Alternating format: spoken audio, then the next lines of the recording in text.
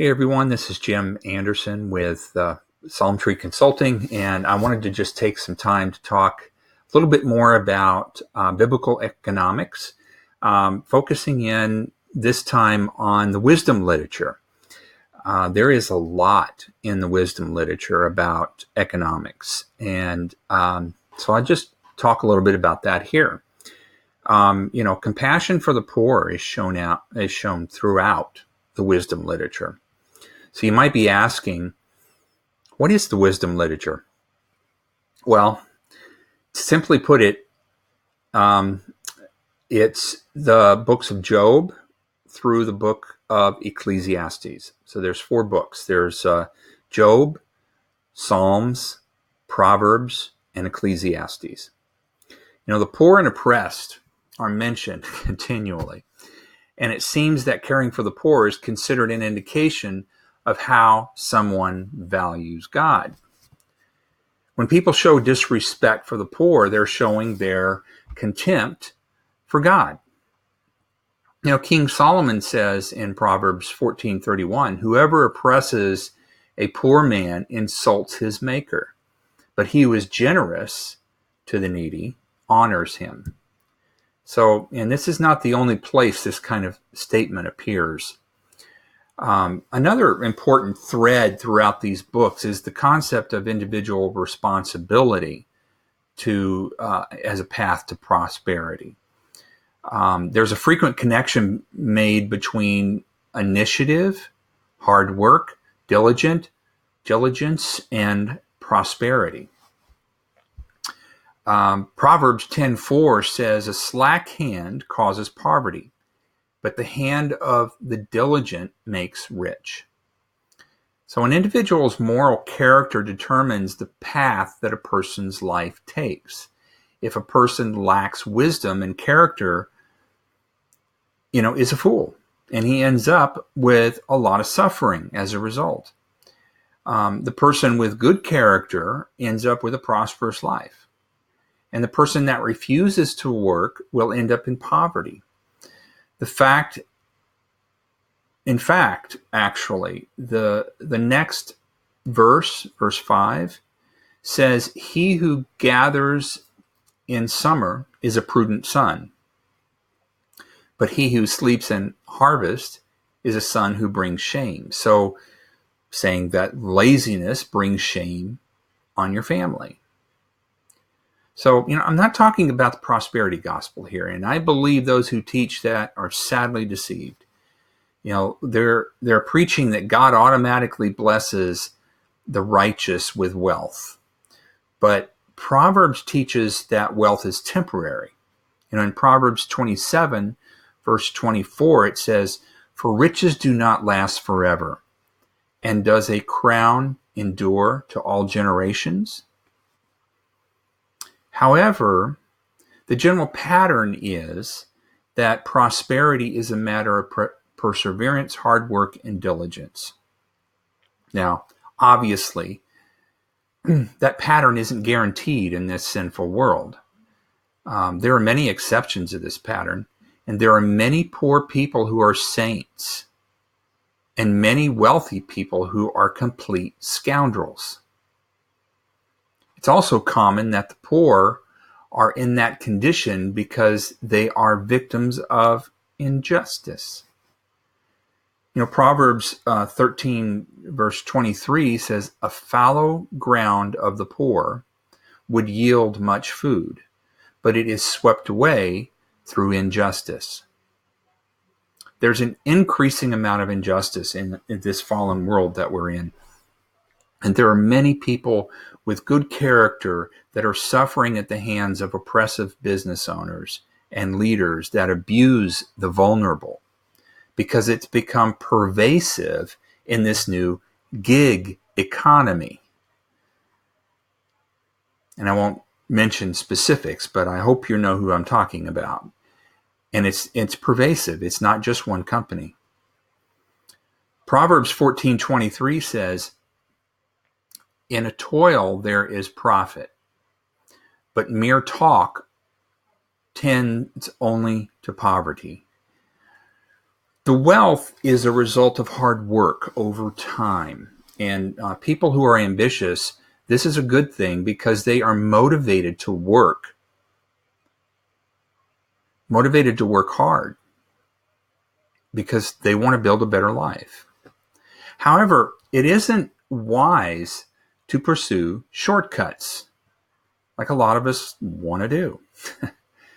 In Proverbs 13:11, it says, wealth gained hastily will dwindle, but whoever gathers little by little will increase it. Whoever gathers little by little will increase it. Other causes of poverty are mentioned in Proverbs, such as stinginess, which you'll find in chapter 11, verse 24, and 28, verse 22. Haste is in chapter 21, verse 5. Hedonism in chapter 21, verse 17.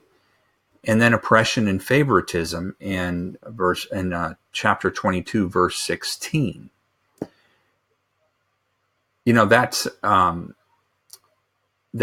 kind of what is happening a lot with these businesses that are taking advantage of the vulnerable in this new gig economy, is that they are trying to build their businesses really fast.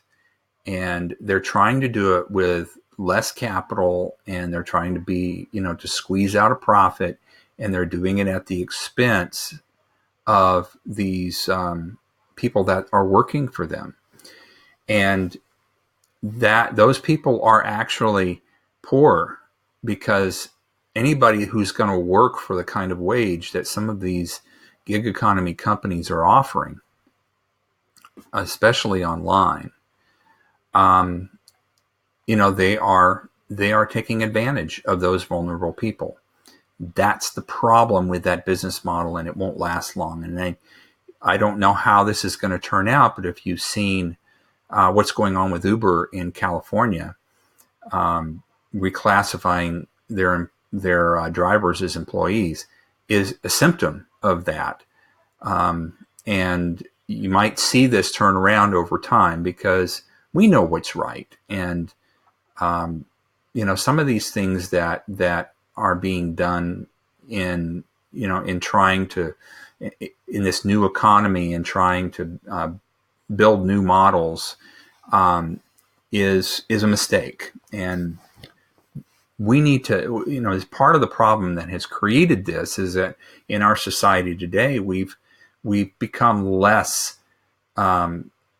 aware of our moral responsibilities, and we're less able to think critically in terms of moral responsibility. So that's the problem. It's not that business and entrepreneurship is evil. It's the sin in the people's lives that are creating these businesses and that are making these kinds of decisions. There's one scripture passage that stands out for me in today's world of work, especially in small business, as the business owners that are unusually stingy with their resources to the point of hindering the success of their employees and thus themselves. One that hires people at the lowest possible wages to the point of hiring people who are unqualified just because, and maybe just hiring people because they're family or a trusted friend, even though they're not qualified, and they're willing to work for less. This scripture passage that I'm thinking about is Proverbs 28, verse 22, which says, "A stingy man hastens after wealth and does not know that poverty will come upon him." A business owner who greedily tries to get rich quickly by doing these kinds of things that I'm talking about here, trying to grow the business too fast and trying to pay people too little and trying to work them long hours and, long hours as salaried professionals, not hourly wage like they probably should be classified. They're going to eventually end up in poverty as a result of doing these things. Proverbs 11:24 says that one gives freely, yet grows all the richer. Another withholds what he should give and only suffers want. And that's a paradox that many of us find difficult to understand. It's the generous that build wealth in the long run. Entrepreneurial character traits such as initiative, perseverance, hard work, diligence, generosity, and other virtuous characteristics that are critical to true prosperity. There are many passages in Proverbs about the cost of laziness and the consequences of it. Even though we might be virtuous, our prosperity is ultimately a gift from God. It's the blessings of God that make us prosperous. Proverbs 22 says, the blessing of the Lord makes rich, and he adds no sorrow to it. The sorrow piece of that passage is most likely talking about ill-gotten gain, and that could include using excessive debt, to grow a business. One tool that's used to speed up business growth is what they call leverage. And another would be oppressing others so that they're able to accelerate the growth of their business by having more immediate cash available for business growth. So they're doing it at the expense of the people that are working for them. And these are the kinds of things that we need to think about as Christian entrepreneurs. As we are coming up with good business models, that we think about these kinds of principles that we find in the wisdom literature about the economics of the workplace and how we as employers can be treating people like God expects and caring for the poor and creating wealth to rise so that all boats rise. And that's what we have been good at doing in America, and I hope that we can continue to do that. So with that said, thanks for listening, and we'll talk to you soon.